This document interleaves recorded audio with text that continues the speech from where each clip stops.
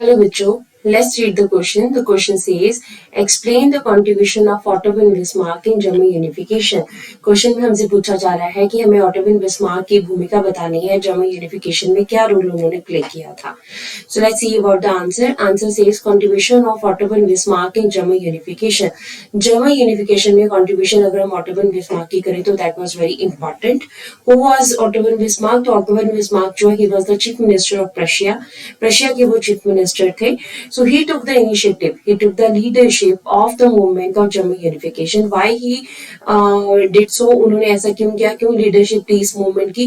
क्योंकि जब liberal nationalism spread हुआ यूरोप में तो उसका असर जर्मनी के ऊपर भी पड़ा. तो एक failed attempt किया जा चुका था 1831 में.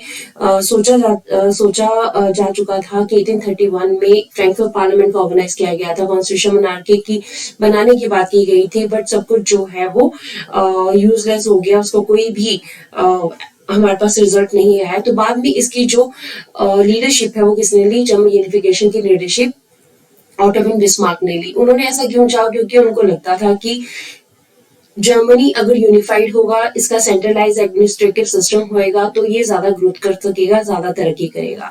So that's why he took the leadership. So with the help of the Persian army and the bureaucracy the process करेगा. अब ये प्रोसेस उन्होंने अकेले तो नहीं किया. कैसे किया? उन्होंने पर्शियन आर्मी और ब्यूरोक्रेसी को साथ में लेके इस प्रोसेस को आगे बढ़ाया. अब ये प्रोसेस हुआ कैसे? तो in 7 years there were 3 wars with the Austria, Denmark and France. 7 सालों में 3 कंट्रीज के साथ कंटिन्यूटी वॉर चली.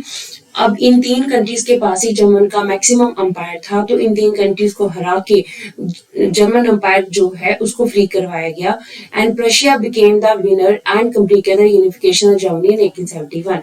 अब इन कंट्रीज के साथ जो वॉर्स हुई, उस वॉर में जर्मनी जो है उसकी यूनिफिकेशन का प्रोसेस जो है वो कंप्लीट हुआ जब रशिया विनर बना. 1871 में जर्मनी को यूनिफाइड कर दिया गया और केजर विलियम I को यहाँ का एम्परर बनाया गया जो कि रशिया के किंग थे. सो इस तरह से हम कह सकते हैं कि ऑटो von बिस्मार्क जो है known as architect of German unification. अगर ऑटो von बिस्मार्क अपना इनिशिएटिव नहीं लेते तो शायद जर्मनी जो है वो यूनिफाइड होने में थोड़ा और उसको टाइम लग जाता. Hope so you understood the question as well as the answer. Thank you.